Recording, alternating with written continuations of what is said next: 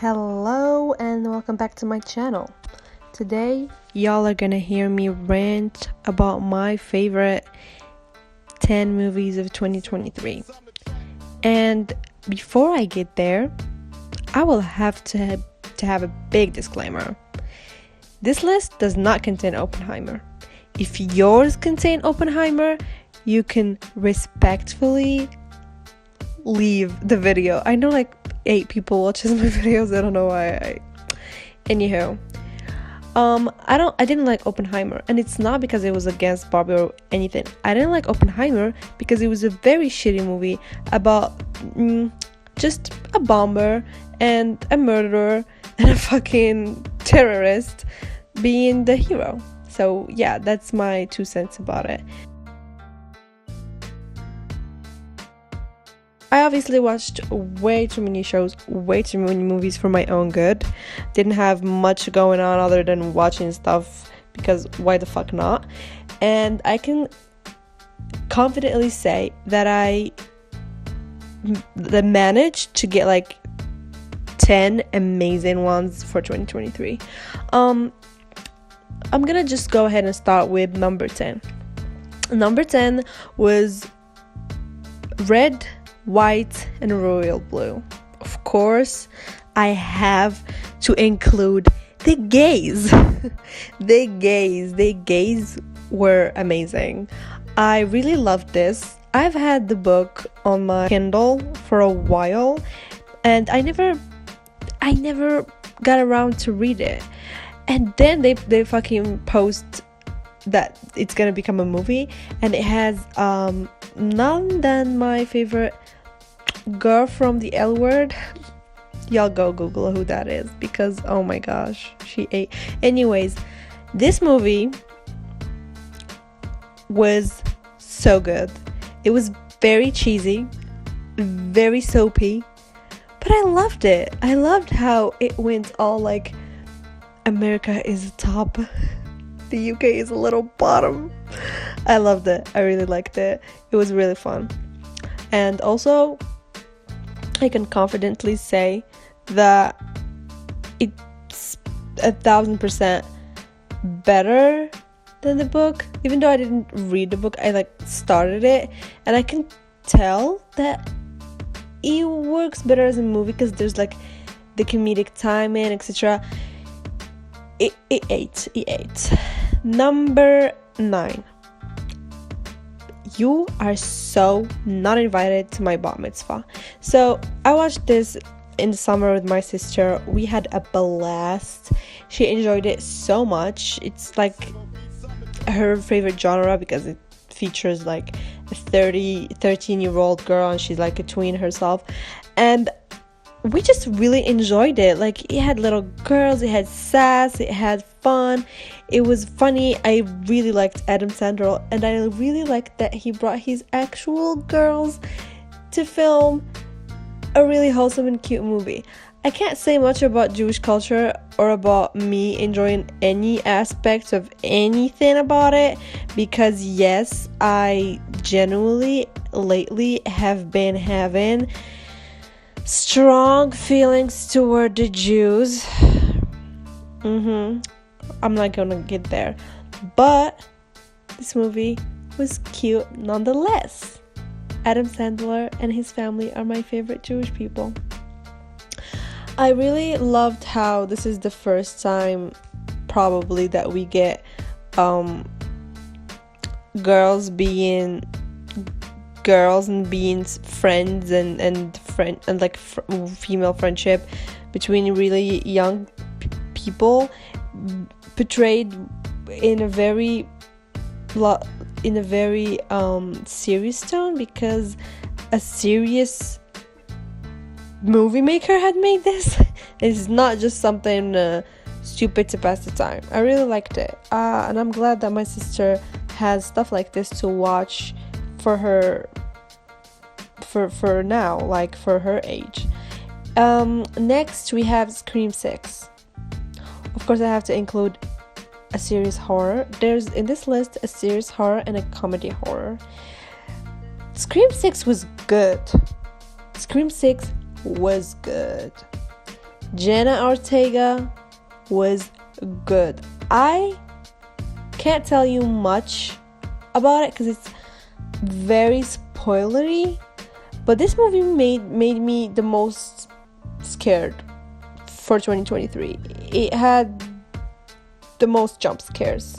I can't really say that it was the most like scariest, but it was, you know, horror. It had that Halloween vibe to it. It had that slasher classic waiting for Halloween to watch the new upcoming movie. It had the spirit, is what I'm trying to say. Moving on. Number 7 is Joyride. I'm not gonna say anything further. Please go watch this movie. It is absolutely fucking hilarious. It is hilarious. There's a scene in this movie when someone has a dragon tattoo on their fucking pussy. And it shows. It shows on the fucking in the movie. It's not even censored. I need y'all to go watch it just for this, because just for that scene it deserves an Oscar, period. I love the Asian representation. This year with Joyride and with Quiz Lady. It stars Awkwafina. That's all. It stars Awkwafina and the gorgeous lady from Killing Eve. So yeah, we do have good Asian representation. I'm sorry, these two people are carrying 2023. Next is Nanda, the best, the coolest, the craziest, the funniest, totally killer. Oh my god, I just love this. Horror / sci-fi / comedy. I mean, come on, this was good. Like, this has no business being this good. I did not go into it expecting anything crazy, honestly. I thought it was gonna be a fun Halloweeny moment, but it turned out amazing. Please go watch my video on how it displays horror through color. And also, Kiernan Shipka, please be my wife. Honestly, like, Olivia Holt, be my everything, please. Come on, this woman, after Totally Killer and Cruel Summer, genuinely made me question if she's real, because you can't be this talented and this fucking amazing and only show up in 2 works lately. Like, she should be on every tabloid. She should be everywhere, but not a lot of people know about her, and it's so sad, girl. Like, what can I say? An icon. Okay, let's move on. I'm drooling. Please, next, number 5 should be a number 1, but just for the fucking comedy it should be number 1, but I'm still a very serious film critic, so I have to give credit where credit is due. Number 5 is Bottoms. Did y'all expect me to have this list without the most iconic, the most perfect, the most lesbian movie of all time? I don't think anyone on YouTube or any other fucking social media, because I only use YouTube, honestly, I don't think that anybody didn't have Bottoms on their list for top 2023 movies. I mean, come on. This movie made me crack up. It was just the line ugly untalented gays was the most relatable thing ever. I will never get over Ayo Edebree's performance and Rachel Sennett. They have so much chemistry. They're fucking ridiculously funny.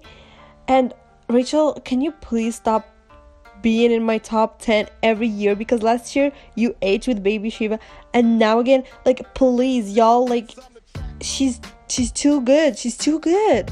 But the person that I was obviously crushing on hard was Isabel, aka Havana Rose Leo. Like, girl, please. Like, girl, you are way too attractive. I love you, Kaya Jordan Gerber, but Havana looked so mesmerizing. She stole the show with her beauty. And I could identify in Hazel, right? Like, look at them lesbians. There's lesbians who make me laugh. There's lesbians who make me wanna be with them. There's ones where I identify. Like, there's every representation in this movie. I love it. And we have the dumbass Nicholas Galtin, aka Jeff, too. Like, we have everything. I'm noticing that Nicholas appears twice in my list this year. Word. He gave, honestly. Again, please go watch this movie. Like, if y'all didn't, or at least watch my analysis of it. It's on my channel. I'm gonna leave the link down below.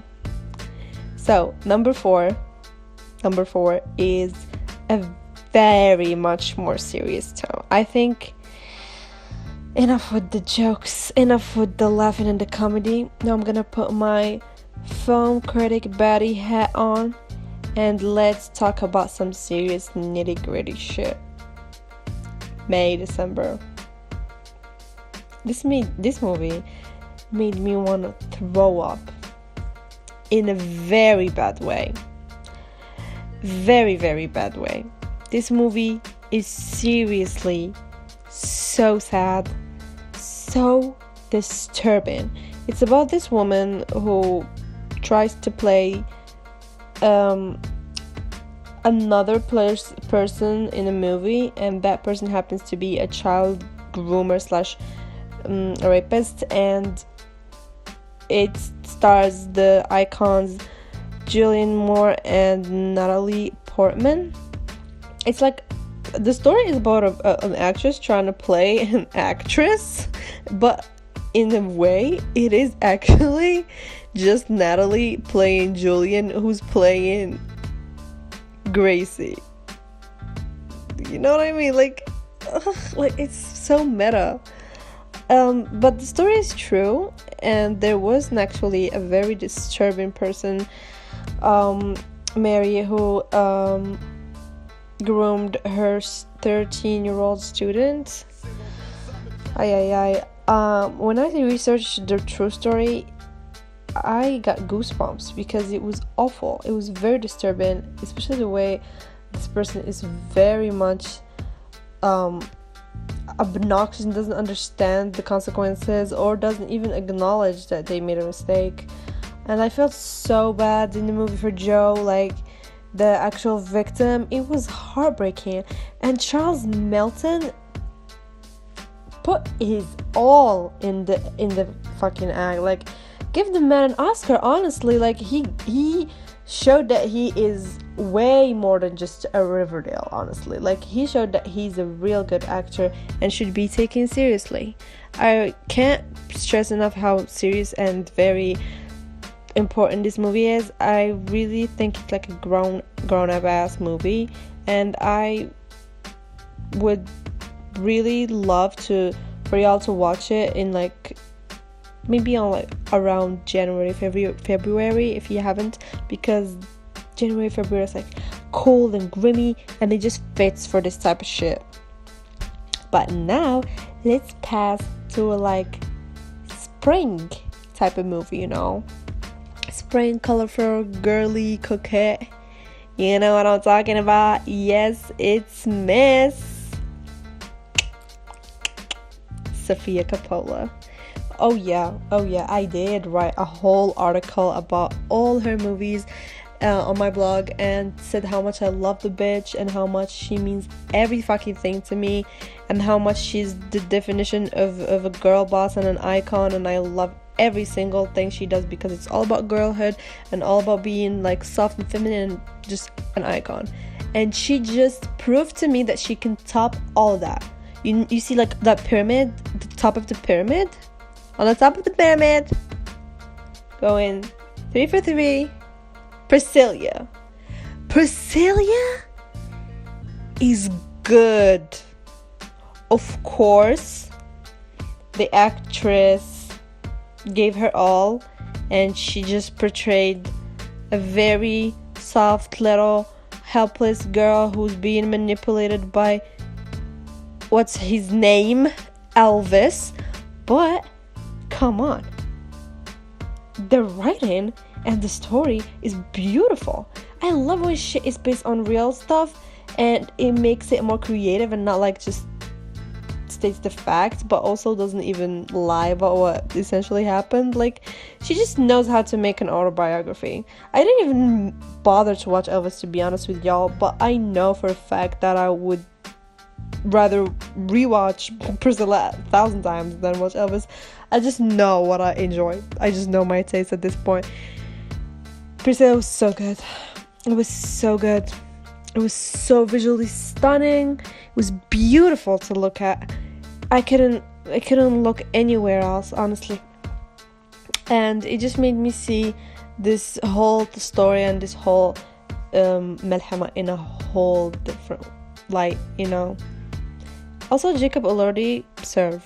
Yeah, he served, because like, I expected him to be cringy in this role, but he wasn't. He was good. And he will appear again in my list. Me realizing that I have so many actors in common in my list. Am I like watch things for actors? Nah, I have good taste. Anyways, let's pass to number 2. It is with no doubt, Barbie. Barbie was in my the top of my list for the whole year. Okay, it was the top of my list because this movie is a 10 out of 10. It's perfect. There's absolutely nothing to say about it. It was the highlight of my year. It was the best thing that happened in this year. Not Barbenheimer, no, just Barbie. Barbie was the best thing that happened this year. Greta Gerwig gave me everything I needed. No, I'm not wiping my tears, y'all are. She just knew what we needed, us girlies, and she gave it to us. She just gave us a reason to regenerate. And I cannot be more thankful for this. But until 2 weeks ago, unfortunately, another baddie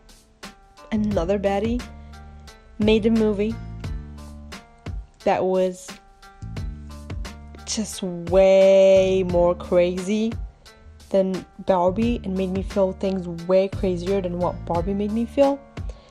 So I just had to put it on number 1. And I'm so sorry, Greta. I am so sorry, girl. You gave me life, but I'm sorry. So I'm not gonna go and talk about Barbie a lot because y'all heard everything about Barbie. Y'all know I don't even have 2 cents to add. I have nothing to add more. It was feminist, it was great, it was perfect, it was iconic, it had amazing dialogue, amazing visuals, amazing everything. Loved the Kens, loved the story, perfect. Let's talk about why all this perfection was snatched for my number 1. Saltburn. Yes, Saltburn, girl. By the amazing Emerald Fennell, who gave us Promising Young Woman. And yes, Saltburn is definitely not as famous or as acclaimed as Barbie, whatever.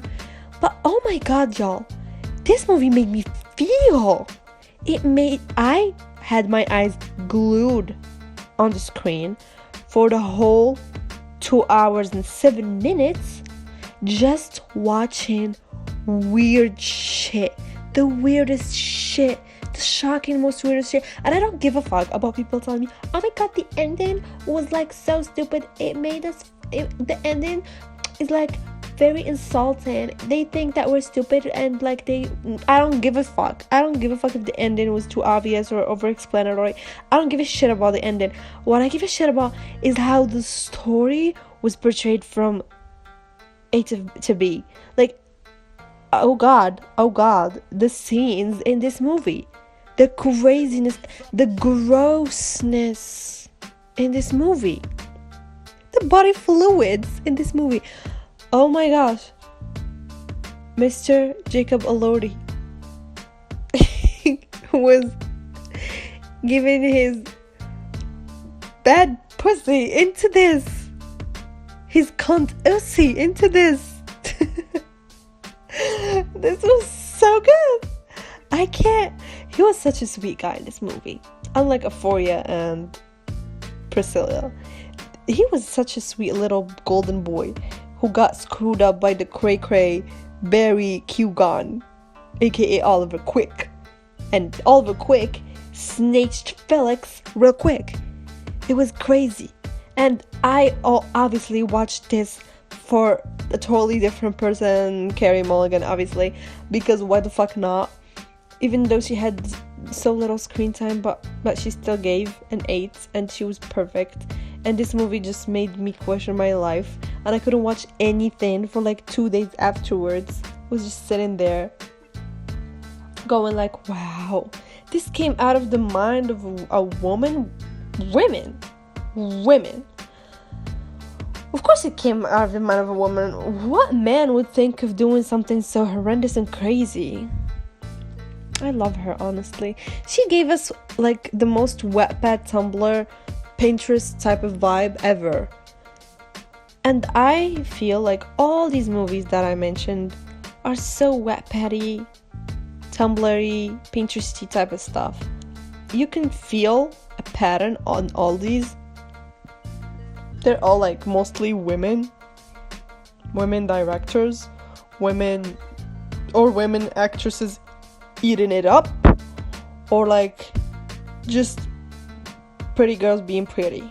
Like, it's all women. Like, all of these are carried by women. Oh my god, I'm looking at the list right now and I'm just realizing it. Yes. Wow. Gosh. Anyways, that was my list. I hope you liked it. Please go watch all of these. They will not disappoint. And see you on my next video. Bye bye.